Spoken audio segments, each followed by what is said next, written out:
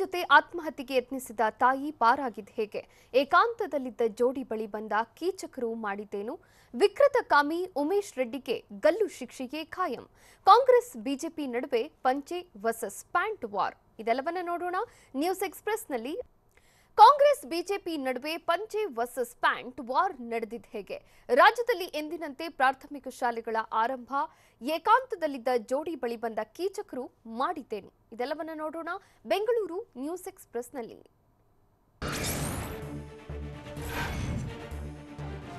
ರಾಜ್ಯದಲ್ಲಿ ಶೀಘ್ರವೇ ಪ್ರಾಥಮಿಕ ಶಾಲೆಗಳ ಆರಂಭಕ್ಕೆ ಮುಹೂರ್ತ ಫಿಕ್ಸ್ ಆಗಲಿದೆ. ದಸರಾ ರಜೆ ಬಳಿಕ 3, 4, 5ನೇ ತರಗತಿಗಳು ಆರಂಭವಾಗಲಿದ್ದು ನವೆಂಬರ್ನಲ್ಲಿ 1, 2ನೇ ತರಗತಿ ಆರಂಭಕ್ಕೆ ತಯಾರಿ ನಡೆಸುತ್ತೇವೆ ಅಂತ ಟಿವಿ9ಗೆ ಶಿಕ್ಷಣ ಇಲಾಖೆ ಸಚಿವ ಬಿಸಿ ನಾಗೇಶ್ ಹೇಳಿದ್ದಾರೆ.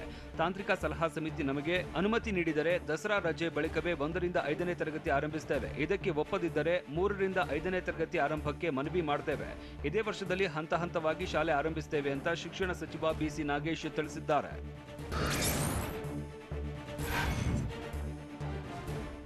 ಶಾಲೆಗಳ ಆರಂಭದ ಬಗ್ಗೆ ಈ ವಾರದಲ್ಲಿ ಕೋವಿಡ್ ತಾಂತ್ರಿಕ ಸಲಹಾ ಸಮಿತಿ ಜೊತೆ ಸಭೆ ಮಾಡ್ತೀವಿ ಅಂತ ಶಿಕ್ಷಣ ಸಚಿವ ಬಿಸಿ ನಾಗೇಶ್ ಹೇಳಿದ್ದಾರೆ. ಸದ್ಯ ರಾಜ್ಯದಲ್ಲಿ ಕೊರೋನಾ ನಿಯಂತ್ರಣದಲ್ಲಿ ಇದೆ.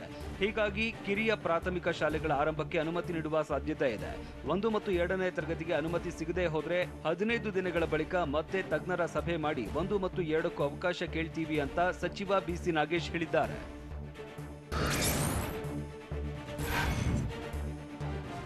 ಸಿದ್ದರಾಮಯ್ಯ ಮತ್ತು ಬಿಜೆಪಿ ನಡುವಿನ ವಾಕ್ಸಮರ ನಿಲ್ತಾ ಇಲ್ಲ. ಸಿದ್ದರಾಮಯ್ಯರ ತಾಲಿಬಾನ್ ಹೇಳಿಕೆಗೆ ಬಿಜೆಪಿ ಟಕ್ಕರ್ ಕೊಟ್ಟಿತ್ತು.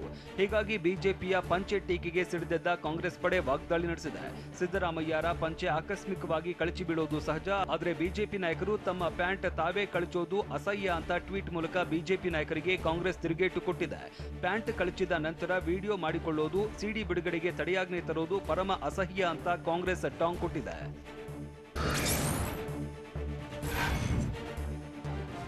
ಮೊದಲು ತಮ್ಮ ಚಡ್ಡಿಯ ಲಾಡಿಯನ್ನ ಭದ್ರಪಡಿಸಿಕೊಳ್ಳಲಿ ಅಂತ ಟ್ವೀಟ್ ಮೂಲಕ ಬಿಜೆಪಿ ನಾಯಕರಿಗೆ ಕಾಂಗ್ರೆಸ್ ತಿರುಗೇಟು ಕೊಟ್ಟಿದೆ. ಕಂಡಲ್ಲಿ ತಮ್ಮ ಪ್ಯಾಂಟ್ ಕಳಚಿ ಸಿಡಿ ಮಾಡಿಕೊಳ್ಳುವ ರಾಜ್ಯ ಬಿಜೆಪಿ ನಾಯಕರಿಗೆ ಸಿದ್ದರಾಮಯ್ಯ ಪಂಚೆ ಬಗ್ಗೆ ಮಾತನಾಡುವ ನೈತಿಕತೆ ಇಲ್ಲ ಅಂತ ಟ್ವೀಟ್ ಮೂಲಕ ಬಿಜೆಪಿ ನಾಯಕರಿಗೆ ಕಾಂಗ್ರೆಸ್ ಟಕ್ಕರ್ ಕೊಟ್ಟಿದೆ.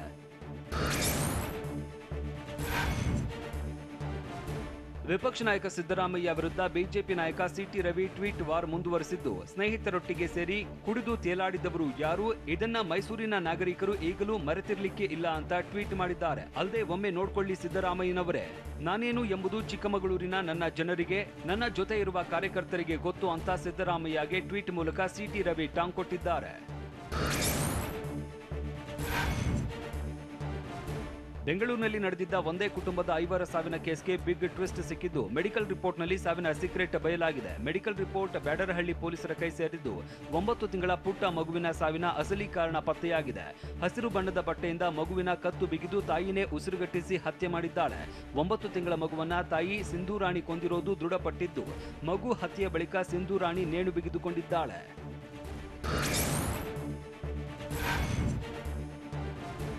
ಮೈಸೂರು ಗ್ಯಾಂಗ್ ರೇಪ್ ಮರೆಯುವ ಮುನ್ನವೇ ಮತ್ತೊಂದು ಆಘಾತಕಾರಿ ಘಟನೆ ನಡೆದಿದ್ದು, ಸ್ವಲ್ಪ ಯಾಮಾರಿದ್ರೂ ಬೆಂಗಳೂರಿನಲ್ಲಿ ಘನಘೋರ ಘಟನೆ ನಡೀತಾ ಇತ್ತು. ಸೆಪ್ಟೆಂಬರ್ 25ರ ಬೆಳಗ್ಗೆ 11 ಗಂಟೆಗೆ ಹಂದೇನಹಳ್ಳಿಗೆ ಯುವತಿ ಸಂಬಂಧಿ ಜೊತೆ ಖಾಸಗಿ ಲೇಔಟ್ಗೆ ತೆರಳಿದ್ದಳು. ಬಳಿಕ 11:30ಕ್ಕೆ ಕಾರಿನ ಬಳಿ ಎಂಟ್ರಿ ಕೊಟ್ಟಿದ್ದ ಆರೋಪಿಗಳು ಯುವಕನ ವಿಡಿಯೋ ಮಾಡಿ ಬೆದರಿಸಿದ್ದರು. 5 ಲಕ್ಷ ಕೊಡಬೇಕು ಅಂತ ಪಟ್ಟು ಹಿಡಿದು ಹಣ ಕೊಡದಿದ್ರೆ ವಿಡಿಯೋ ಹರಿಬಿಡೋದಾಗಿ ಬೆದರಿಕೆ ಹಾಕಿದ್ದರು. ಈ ಬಗ್ಗೆ ಎಫ್ಐಆರ್ ದಾಖಲಿಸಿಕೊಂಡಿದ್ದ ಅನುಗೊಂಡನಹಳ್ಳಿ ಪೊಲೀಸರು ಹಂದೇನಹಳ್ಳಿ ಗ್ರಾಮದ 5ರನ್ನ ಬಂಧಿಸಿದ್ದಾರೆ.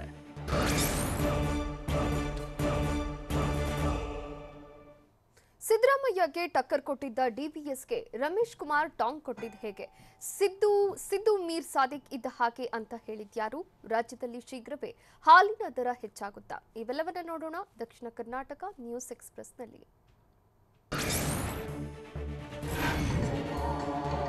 ನಂದಿನಿ ಹಾಲಿನ ದರ ಹೆಚ್ಚಳಕ್ಕೆ ಕೆಎಂಎಫ್ ಮನವಿ ಮಾಡಿದೆ ಅಂತ ಸಿಎಂ ಬಸವರಾಜ ಬೊಮ್ಮಾಯಿ ಹೇಳಿದ್ದಾರೆ. ಬೆಂಗಳೂರಿನಲ್ಲಿ ನಡೆದ ಕೆಎಂಎಫ್ ಕಾರ್ಯಕ್ರಮದಲ್ಲಿ ಮಾತನಾಡಿದ ಅವರು, ಹಾಲಿನ ದರ ಹೆಚ್ಚಳ ಸಂಬಂಧ ಕೆಎಂಎಫ್ ಮನವಿ ಗಮನದಲ್ಲಿದೆ. ಆದರೆ ಹಾಲಿನ ದರ ಹೆಚ್ಚಳದ ಬಗ್ಗೆ ಇಲ್ಲಿ ಭರವಸೆ, ಆಶ್ವಾಸನೆ ನೀಡಲ್ಲ, ಮುಂದೆಯೂ ಆಶ್ವಾಸನೆ ಕೊಡಲು ಬರಲ್ಲ ಅಂತ ಸಿಎಂ ಬೊಮ್ಮಾಯಿ ಹೇಳಿದ್ದಾರೆ.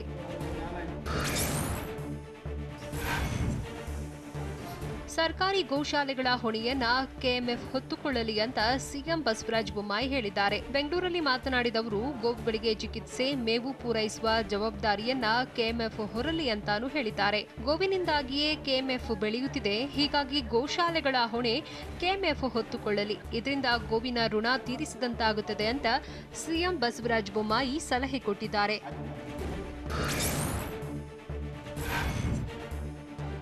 ವಿಪಕ್ಷ ನಾಯಕ ಸಿದ್ದರಾಮಯ್ಯಗೆ ತಲೆ ಕೆಟ್ಟಿದೆ ಎಂದಿದ್ದ ಸಂಸದ ಡಿವಿ ಸದಾನಂದಗೌಡಗೆ ಶಾಸಕ ರಮೇಶ್ ಕುಮಾರ್ ತಿರುಗೇಟು ಕೊಟ್ಟಿದ್ದಾರೆ. ಸಿದ್ದರಾಮಯ್ಯಗೆ ತಲೆ ಕೆಟ್ಟಿದೆ, ಆದ್ರೆ ಅದನ್ನ ಸದಾನಂದಗೌಡ ತೋರಿಸಲಿ ಅಂತ ಟಾಂಗ್ ಕೊಟ್ಟಿದ್ದಾರೆ. ಸಿದ್ದರಾಮಯ್ಯ ನಮ್ಮ ನಾಯಕ, ಈ ರಾಜ್ಯದ ಸಿಎಂ ಆಗಿದ್ದವರು. ಯೋಗ್ಯವಲ್ಲದ ಪದಗಳಿಗೆ ನಾನು ಉತ್ತರ ಕೊಡಲ್ಲ ಅಂತ ಚಿಕ್ಕಬಳ್ಳಾಪುರ ತಾಲೂಕಿನ ಪೆರೇಸಂದ್ರದಲ್ಲಿ ರಮೇಶ್ ಕುಮಾರ್ ವಾಗ್ದಾಳಿ ನಡೆಸಿದ್ದಾರೆ.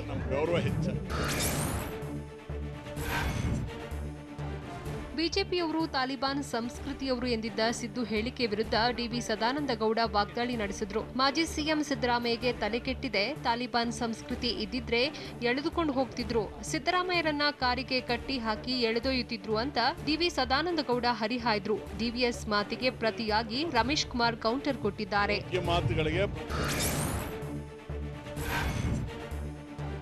ವಿಪಕ್ಷ ನಾಯಕ ಸಿದ್ದರಾಮಯ್ಯ ಮೀರ್ ಸಾದಿಕ್ ಇದ್ದ ಹಾಗೆ ಅಂತ ತುಮಕೂರಿನಲ್ಲಿ ಮಾಜಿ ಸಚಿವ ಸೊಗಡು ಶಿವಣ್ಣ ಕಿಡಿಕಾರಿದ್ದಾರೆ. ಸಿದ್ದು ವಿರುದ್ಧ ಏಕವಚನದಲ್ಲಿಯೇ ವಾಗ್ದಾಳಿ ನಡೆಸಿದ ಸೊಗಡು ಶಿವಣ್ಣ, ಸಿದ್ದರಾಮಯ್ಯಗೆ ಮಾನಮರ್ಯಾದೆ ಇಲ್ಲ, ಆರ್ಎಸ್ಎಸ್ ಹುಟ್ಟಿದಾಗ ಸಿದ್ದರಾಮಯ್ಯ ಹುಟ್ಟೇ ಇರಲಿಲ್ಲ, ಮುಸಲ್ಮಾನರನ್ನ ಓಲೈಸುವಂತೆ ಮಾತಾಡ್ತಾರೆ, ನಾಚಿಕೆ ಆಗಲ್ವಾ? ಪ್ರಜಾಪ್ರಭುತ್ವದ ಬಗ್ಗೆ ಮಾತಾಡುವ ಯೋಗ್ಯತೆ ಅವರಿಗಿಲ್ಲ, ಇಂಥ ಸಿವಿಲ್ ತಾಲಿಬಾನಿಗಳಿಗೆ ಕಡಿವಾಣ ಹಾಕಬೇಕು ಅಂತ ಸೊಗಡು ಶಿವಣ್ಣ ಕೆಂಡಕಾರಿದ್ದಾರೆ.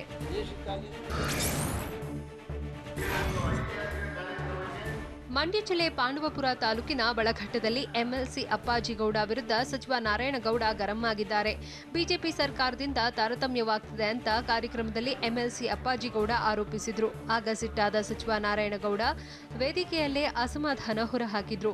ಈ ರೀತಿ ಸುಳ್ಳು ಹೇಳಬಾರದು, ಜಿಲ್ಲೆಯ ಎಲ್ಲಾ ತಾಲೂಕಿಗೂ ನಮ್ಮ ಸರ್ಕಾರ ಅನುದಾನ ನೀಡ್ತಿದೆ, ಅನುದಾನ ಬಿಡುಗಡೆ ವಿಚಾರದಲ್ಲಿ ತಾರತಮ್ಯ ಮಾಡ್ತಿಲ್ಲ, ಸುಳ್ಳು ಭಾಷಣ ಮಾಡಿ ಜನರನ್ನ ದಿಕ್ಕು ತಪ್ಪಿಸಬೇಡಿ, ಇದನ್ನ ನಾನು ಸಹಿಸೋಲ್ಲ ಅಂತ ಜನರ ಮುಖದಲ್ಲಿ ಸಚಿವ ನಾರಾಯಣಗೌಡ ಅಪ್ಪಾಜಿಗೌಡ ವಿರುದ್ಧ ಗರಂ ಆಗಿದ್ದಾರೆ.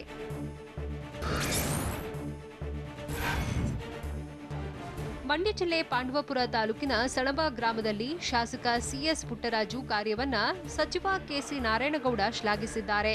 ಬಿಜೆಪಿ ಸರ್ಕಾರ ಅನುದಾನ ಕೊಡುತ್ತಾ ಅಂತ ಶಾಸಕರಿಗೆ ಅನುಮಾನವಿತ್ತು, ಆದರೆ ನಮ್ಮ ಪುಟ್ಟರಾಜಣ್ಣ ಅಭಿವೃದ್ಧಿ ಕಾರ್ಯದಲ್ಲಿ ಚಾಣಾಕ್ಷ, ಯಾವ ಸರ್ಕಾರವಾದರೂ ಇರಲಿ ಅನುದಾನ ತಂದು ಅಭಿವೃದ್ಧಿ ಮಾಡೋದ್ರಲ್ಲಿ ಸದಾ ಮುಂದಿರುತ್ತಾರೆ. ಸರ್ಕಾರ ಯಾವುದೇ ಇರಲಿ ಮುನ್ನುಗ್ಗಿ ಅನುದಾನ ತರ್ತಾರೆ, ಅದರಲ್ಲೂ ಬಿಜೆಪಿ ಸರ್ಕಾರದಿಂದ ಹೆಚ್ಚು ಅನುದಾನ ತಂದು ಅಭಿವೃದ್ಧಿ ಕೆಲಸ ಮಾಡ್ತಿದ್ದಾರೆ ಅಂತ ಸಚಿವರು ಮೆಚ್ಚುಗೆ ಮಾತಾಡಿದ್ದಾರೆ.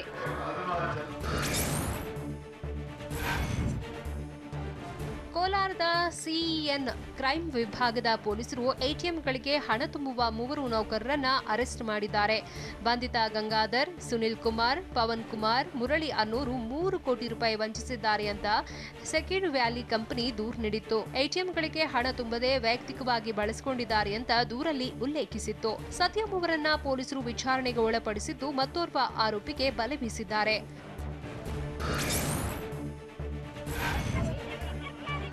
ದಾವಣಗೆರೆಯಲ್ಲಿ ಜಿಲ್ಲಾ ಕಿಸಾನ್ ಕಾಂಗ್ರೆಸ್ ಕಾರ್ಯಕರ್ತರು ಪ್ರತಿಭಟನೆ ನಡೆಸಿದ್ದಾರೆ. ಬೆಲೆ ಏರಿಕೆಗೆ ಖಂಡಿಸಿ ಸಂಗೊಳ್ಳಿ ರಾಯಣ್ಣ ವೃತ್ತದಿಂದ ಡಿಸಿ ಕಚೇರಿವರೆಗೆ ಮೆರವಣಿಗೆ ಮಾಡಿದ್ದಾರೆ. ಬಳಿಕ ಜಿಲ್ಲಾಧಿಕಾರಿಗೆ ಮನವಿ ಸಲ್ಲಿಸಿ ಬೆಲೆ ಏರಿಕೆ ಇಳಿಸುವಂತೆ ಮನವಿ ಸಲ್ಲಿಸಿದ್ದಾರೆ. ಈ ವೇಳೆ ಮಾತನಾಡಿದ ಶಾಸಕ ಶಾಮನೂರು ಶಿವಶಂಕರಪ್ಪ, ಬೆಲೆ ಏರಿಕೆಯಿಂದ ಜನ ಬೇಸತ್ತಿದ್ದಾರೆ, ಜನರು ಬುದ್ಧಿವಂತರಿದ್ದು ರಾಜ್ಯದಲ್ಲಿ ಮತ್ತೆ ಕಾಂಗ್ರೆಸ್ ಅಧಿಕಾರಕ್ಕೆ ಬರುತ್ತೆ ಅಂತ ಅವರು ಭವಿಷ್ಯ ನುಡಿದಿದ್ದಾರೆ.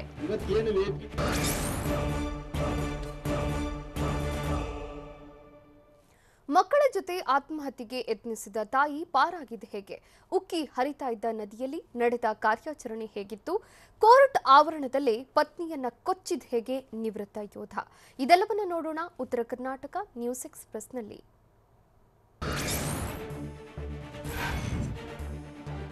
ರೈತ ಮಹಿಳೆಯ ಮೇಲೆ ಮಹಿಳಾ ಪಿಎಸ್ಐ ದರ್ಪ ಪ್ರಕರಣ ಸಂಬಂಧ ಟಿವಿ9ನಲ್ಲಿ ಸುದ್ದಿ ಪ್ರಸಾರವಾಗ್ತಿದ್ದಂತೆ ಪಿಎಸ್ಐನ ಎತ್ತಂಗಡಿ ಮಾಡಲಾಗಿದೆ. ಗುರುಮಠಕಲ್ ಠಾಣೆಯಲ್ಲಿ ಪಿಎಸ್ಐ ಆಗಿದ್ದ ಗಂಗಮ್ಮರನ್ನ ಯಾದಗಿರಿ ಜಿಲ್ಲೆಯ ನಾರಾಯಣಪುರ ಪೊಲೀಸ್ ಠಾಣೆ ವರ್ಗಾವಣೆ ಮಾಡಿ ಯಾದಗಿರಿ ಎಸ್ಪಿ ವೇದಮೂರ್ತಿ ಆದೇಶ ಮಾಡಿದ್ದಾರೆ. ಜನರ ಜೊತೆ ಶಿಸ್ತಿನಿಂದ ವರ್ತಿಸದ ಕಾರಣ ಟ್ರಾನ್ಸ್ಫರ್ ಮಾಡಿದ್ದು, ಘಟನೆಯ ಬಗ್ಗೆ ತನಿಖೆ ಮಾಡಿ ತಪ್ಪು ಕಂಡು ಬಂದ್ರೆ ಕ್ರಮ ಕೈಗೊಳ್ಳುವುದಾಗಿ ತಿಳಿಸಿದ್ದಾರೆ.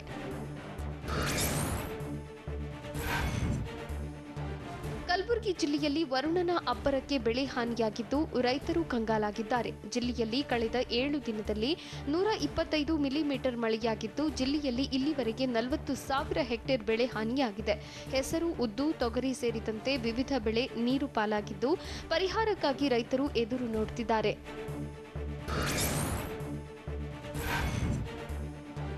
ಯಾದಗಿರಿ ಜಿಲ್ಲೆಯ ಜನರಿಗೆ ಮತ್ತೆ ಪ್ರವಾಹದ ಆತಂಕ ಎದುರಾಗಿದೆ. ಕಲಬುರಗಿ ಜಿಲ್ಲೆಯಲ್ಲಿ ಭಾರೀ ಮಳೆ ಬೀಳ್ತಾ ಇದ್ದು ಸನ್ನತಿ ಬ್ಯಾರೇಜ್ನಿಂದ ಭೀಮಾ ನದಿಗೆ 1.5 ಲಕ್ಷ ಕ್ಯೂಸೆಕ್ ನೀರು ಹರಿಬಿಡಲಾಗಿದೆ. ಇದರಿಂದ ಶಹಾಪುರ ತಾಲೂಕಿನ ವಿವಿಧೆಡೆ ಹಲವು ಗ್ರಾಮಗಳಿಗೆ ನೀರು ನುಗ್ಗಿದ ಭೀತಿ ಉಂಟಾಗಿದೆ. ಹೀಗಾಗಿ ನದಿ ಪಾತ್ರದ ಜನತೆ ಎಚ್ಚರಿಕೆಯಿಂದ ಇರುವಂತೆ ಸೂಚಿಸಲಾಗಿದೆ. ಯಾದಗಿರಿ ಹೊರವಲಯದಲ್ಲಿರೋ ವೀರಾಂಜನೇಯ ಹಾಗೂ ಕಂಗಾಳೇಶ್ವರ ದೇಗುಲಗಳು ನದಿ ನೀರಿನಿಂದ ಮುಳುಗಿವೆ.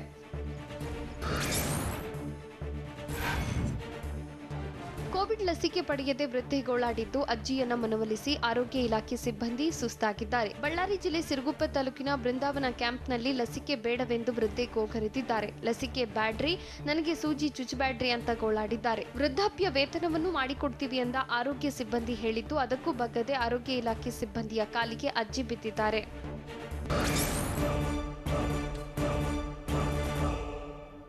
ರಾಜ್ಯದಲ್ಲಿ ಬೈ ಎಲೆಕ್ಷನ್ ಅಖಾಡ ರಂಗೇರುತ್ತಿರೋದು ಹೇಗೆ? ಹಾನಗಲ್ ಕಾಂಗ್ರೆಸ್ ಟಿಕೆಟ್ಗಾಗಿ ಯಾರ್ಯಾರ ನಡುವೆ ಪೈಪೋಟಿ ನಡೀತಾ ಇದೆ?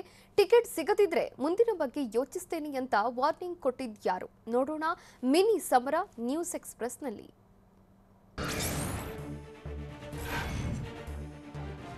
ಹಾನಗಲ್ ಕಾಂಗ್ರೆಸ್ ಟಿಕೆಟ್ಗಾಗಿ ಭಾರಿ ಪೈಪೋಟಿ ನಡೀತಿದ್ದು ಶ್ರೀನಿವಾಸ್ ಮಾನೆಗೆ ಟಿಕೆಟ್ ನೀಡೋಕೆ ಮನೋಹರ್ ತಹಸೀಲ್ದಾರ್ ವಿರೋಧಿಸಿದ್ದಾರೆ. ನಾನು ಹಾನಗಲ್ ಕ್ಷೇತ್ರದ ಕಾಂಗ್ರೆಸ್ ಟಿಕೆಟ್ ಆಕಾಂಕ್ಷಿ ಅಂತ ಟಿವಿ9ಗೆ ಮನೋಹರ್ ತಹಸೀಲ್ದಾರ್ ಹೇಳಿದ್ದಾರೆ. ನನಗೆ ಟಿಕೆಟ್ ನೀಡದಿದ್ದರೆ ಕ್ಷೇತ್ರದವರಿಗೆ ಟಿಕೆಟ್ ನೀಡಬೇಕು. ಶ್ರೀನಿವಾಸ್ ಮಾನೆ ನಮ್ಮ ಜಿಲ್ಲೆಯವರೇ ಅಲ್ಲ. ಮಾನೆಗೆ ಟಿಕೆಟ್ ಕೊಟ್ಟರೆ ಮುಂದೆ ವಿಚಾರ ಮಾಡಬೇಕಾಗುತ್ತೆ ಅಂತ ಕಾಂಗ್ರೆಸ್ ನಾಯಕರಿಗೆ ಎಚ್ಚರಿಕೆ ಕೊಟ್ಟಿದ್ದಾರೆ.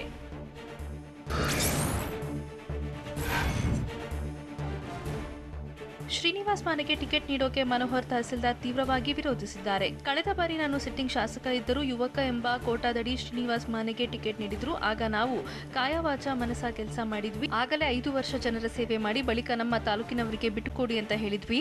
ಮಾನೆ ಹಿಂದೆ ನಮ್ಮ ತಾಲೂಕಿನ ಕೆಲವರು ಇದ್ದಾರೆ, ಅವರಿಗೆ ಟಿಕೆಟ್ ಕೊಟ್ಟರು ಸರಿ, ಆದರೆ ಮಾನೆಗೆ ಕೊಡಬಾರದು. ಈ ಬಗ್ಗೆ ಸಿದ್ದರಾಮಯ್ಯ, ಡಿಕೆ ಶಿವಕುಮಾರ್ ಅವರಿಗೂ ಮನವರಿಕೆ ಮಾಡಿಕೊಡ್ತೀವಿ ಅಂತ ಹೇಳಿದ್ದಾರೆ.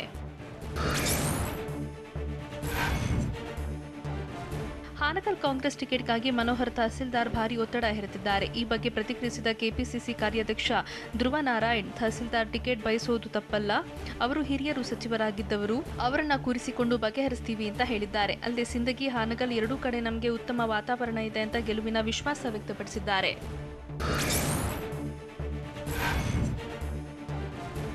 ಹಾವೇರಿ ಜಿಲ್ಲೆ ಹಾನಗಲ್ ಕ್ಷೇತ್ರದಲ್ಲಿ ಕಣಕ್ಕಿಳಿಯೋಕೆ ಉದಾಸಿ ಕುಟುಂಬ ತಯಾರಿ ನಡೆಸಿದೆ. ಶಿವಕುಮಾರ್ ಉದಾಸಿ ಪತ್ನಿ ರೇವತಿಗೆ ಬಿಜೆಪಿ ಟಿಕೆಟ್ ಸಿಗೋ ಸಾಧ್ಯತೆ ದಟ್ಟವಾಗಿದೆ. ಆದರೆ ಇನ್ನೊಂದು ಕಡೆ ಪತ್ನಿ ರೇವತಿಗೆ ಟಿಕೆಟ್ ಕೊಡಿಸೋಕೆ ಶಿವಕುಮಾರ್ ಸರ್ಕಸ್ ಮಾಡ್ತಿದ್ದಾರೆ ಅಂತ ಹೇಳಲಾಗ್ತಿದೆ.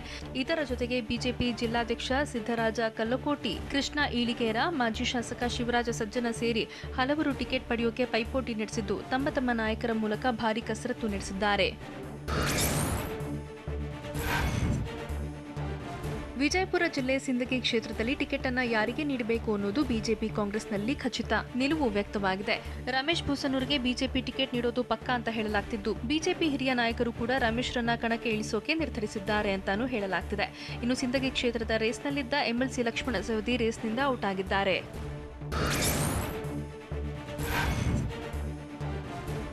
ಸಿಂದಗಿ ವಿಧಾನಸಭಾ ಕ್ಷೇತ್ರಕ್ಕೆ ಟಿಕೆಟ್ ನೀಡೋಕೆ ಕಾಂಗ್ರೆಸ್ ಗೊಂದಲವೇ ಇಲ್ಲ. ಮಾಜಿ ಸಚಿವ ಎಂಸಿ ಮನಗೂಳಿ ಪುತ್ರ ಅಶೋಕ್ ಜೆಡಿಎಸ್ ತೊರೆದು ಈಗಾಗಲೇ ಕಾಂಗ್ರೆಸ್ ಸೇರಿದ್ದಾರೆ. ಹಾಗಾಗಿ ಅಶೋಕ್ ಮನಗೂಳಿಗೆ ಟಿಕೆಟ್ ನೀಡೋದಾಗಿ ಕಾಂಗ್ರೆಸ್ ಈಗಾಗಲೇ ಘೋಷಣೆ ಮಾಡಿದೆ. ಇಷ್ಟೆಲ್ಲ ಬೆಳವಣಿಗೆ ಮಧ್ಯ ಸಿಂದಗಿಯಲ್ಲಿ ಖಾತೆ ಓಪನ್ ಮಾಡೋಕೆ ಜೆಡಿಎಸ್ ಕೂಡ ಮಾಸ್ಟರ್ ಪ್ಲಾನ್ ಮಾಡಿದೆ.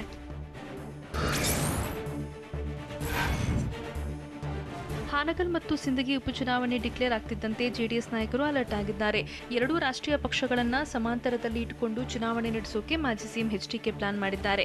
ಮುಂದಿನ ವಿಧಾನಸಭಾ ಚುನಾವಣೆಗೆ ಸದ್ಯ ನಡೀತಾ ಇರೋ ಉಪಚುನಾವಣೆಯ ದಿಕ್ಸೂಚಿ ಅಂತ ಜೆಡಿಎಸ್ ವರಿಷ್ಠ ಎಚ್ಡಿಡಿ ಪರಿಗಣಿಸಿದ್ದಾರೆ. ಹೀಗಾಗಿ ಯಾರನ್ನೂ ಓಲೈಕೆ ಮಾಡದೆ ಚುನಾವಣೆ ಎದುರಿಸುವಂತೆ ದೊಡ್ಡಗೌಡರು ಎಚ್ಡಿಕೆ ಸಲಹೆ ನೀಡಿದ್ದಾರೆ ಅಂತ ಹೇಳಲಾಗ್ತಿದೆ.